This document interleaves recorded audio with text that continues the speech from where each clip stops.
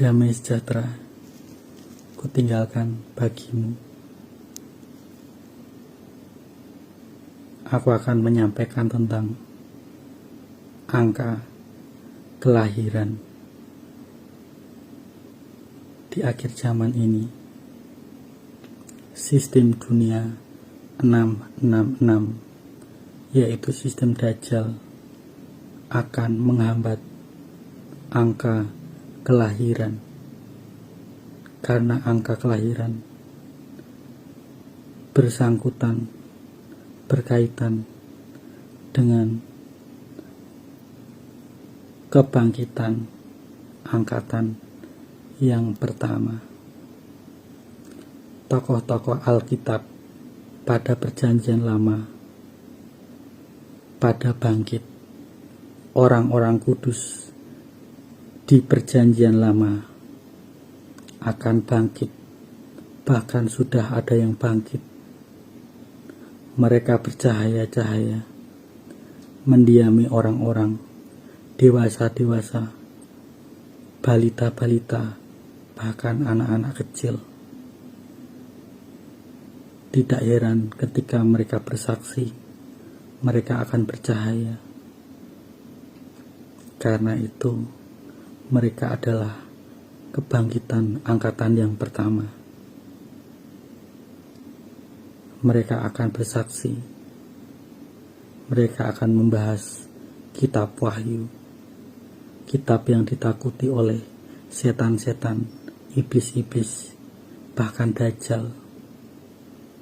Karena kitab Wahyu menyingkapkan tentang iblis atau setan yang dikurung selama 1000 tahun lamanya, atau bahkan bisa lebih, karena kuasa dari Tuhan kita Yesus Kristus. Aku hanya menyampaikan apa yang Roh Alfa dan Omega ingin sampaikan kepada kalian, supaya kalian mengetahui bahwa angkatan yang pertama, tokoh-tokoh di Alkitab, di Perjanjian Lama, orang-orang kudus di Perjanjian Lama sudah mulai pada bangkit.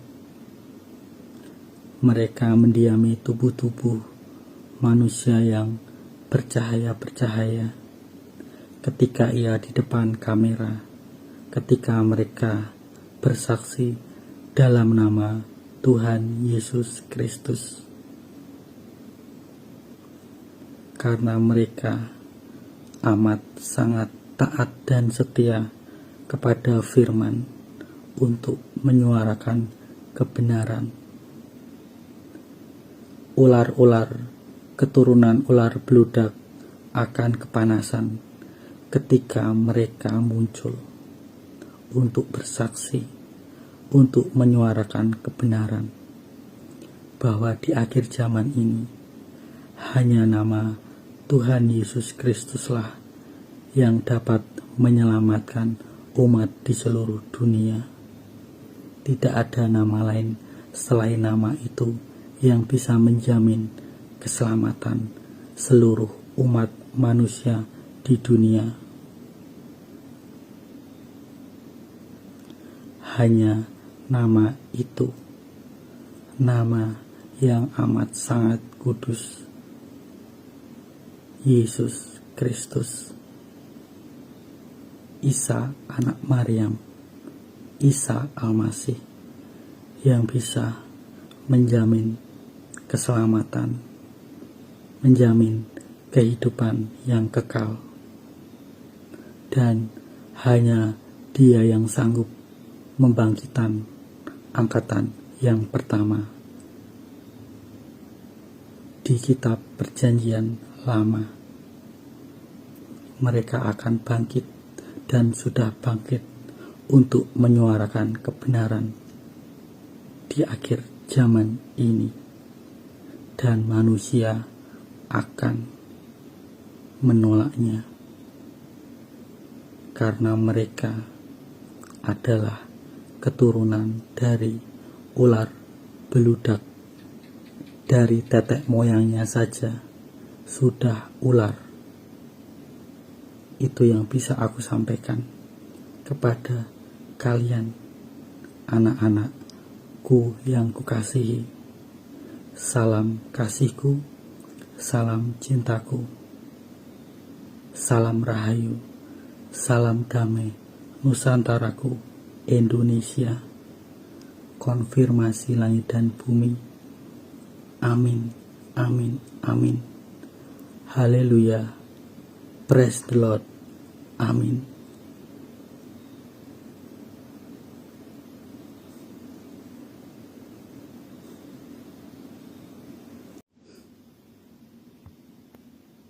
Damai sejahtera kutinggalkan bagimu.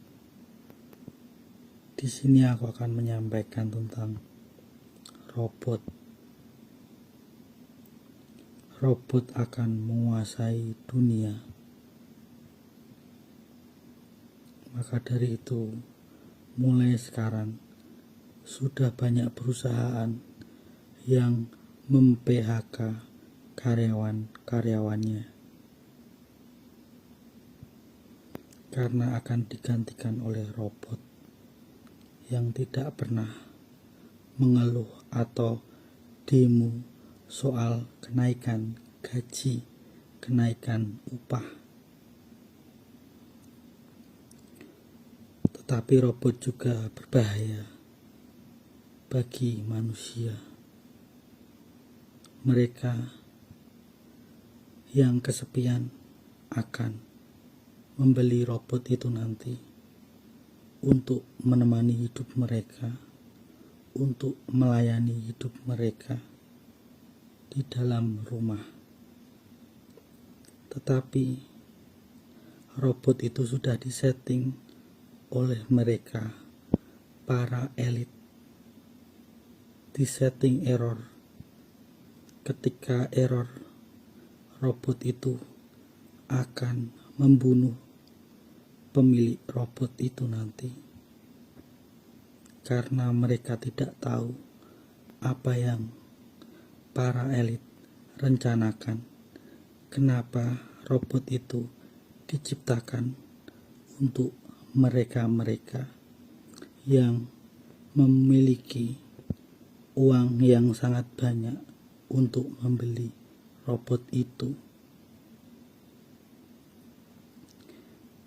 Robot itu akan membunuh banyak orang, banyak manusia, baik itu di dalam pabrik, di restoran, di tempat-tempat yang ada robotnya. Sebagai robot itu nanti akan menjadi pelayan, menjadi tukang bersih-bersih. Tetapi saat error, robot itu berbalik kepada manusia untuk menyerang manusia. Baik itu robot juga akan digunakan secara militer. Mereka juga akan menyerang manusia saat robot itu error. Karena settingan daripada AI adalah untuk membunuh manusia saat robot itu nanti error. Itulah settingan dari para elit untuk mereka yang akan mempergunakan robot di masa yang akan datang. Dan itu sangat amat berbahaya tanpa manusia sadari. Manusia akan berbangga terhadap teknologi itu, tetapi mereka akan terbunuh juga oleh robot yang mereka miliki. Aku menyampaikan hal ini supaya engkau mengetahuinya, karena aku sangat mengasihi engkau sekalian. Maka aku sudah menyampaikan hal ini terlebih dahulu kepada kalian, supaya berhati-hati, supaya jangan membeli robot itu nanti. Walaupun uangmu amat sangat banyak, walaupun robot itu bisa menemani kesepianmu nanti. Itu saja yang bisa aku sampaikan untuk hari ini. Salam kasihku, salam cintaku untuk kalian, anak-anakku yang kukasihi. Salam rahayu, salam damai, Nusantaraku Indonesia. Konfirmasi langit dan bumi. Amin, amin, amin. Praise the Lord. Haleluya. Amin.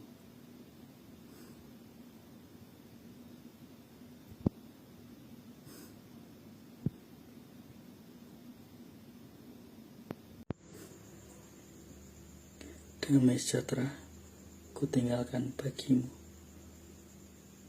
Di sini aku akan menyampaikan tentang Opus Dei. Opus Dei adalah organisasi rahasia, secret society, organisasi dari Vatikan. Organisasi di bawah naungannya langsung oleh Serikat Yesuit yang bergerak pada child trafficking ataupun human trafficking. Opus Dei bekerja sama dengan sebuah kartel yang sangat besar dan dilindungi oleh suatu aparat, karena yang diincar adalah anak-anak di seluruh dunia untuk dijadikan santapan para pedofilia, para penyuka anak-anak di bawah umur. Mereka mengutus seseorang yang berpenampilan menarik untuk mengambil anak itu dari sebuah keluarga yang tidak mampu. Kemudian mereka bawa lewat mobil ataupun kontainer. Anak-anak dimasukkan ke dalam kontainer, lalu masuk ke dalam kapal untuk dikirim ke suatu pulau, ke sebuah kartel yang sangat besar untuk menadahi anak-anak kecil tadi supaya nanti dijual kepada para pedofilia. Dan mereka akan diperjualbelikan, akan dilecehkan, akan diambil darahnya juga untuk ritual mereka, yaitu satanik. Berhati-hatilah kalian, jagalah anak-anak kalian, saudara-saudara kalian, karena media sudah dibungkam lama oleh para elit tentang penculikan anak. Makanya di berita-berita tidak muncul berita tentang kehilangan anak, karena semua sudah dibungkam oleh para elit. Kalian harus benar-benar menjaga anak-anak kalian, saudara-saudara kalian, supaya tidak diculik oleh mereka. Itu saja yang bisa aku sampaikan kepada kalian, karena aku sangat mengasihi kalian. Salam kasihku, salam cintaku, salam rahayu, salam damai Nusantaraku Indonesia. Konfirmasi langit dan bumi. Amin, amin, amin. Praise the Lord. Haleluya. Amin.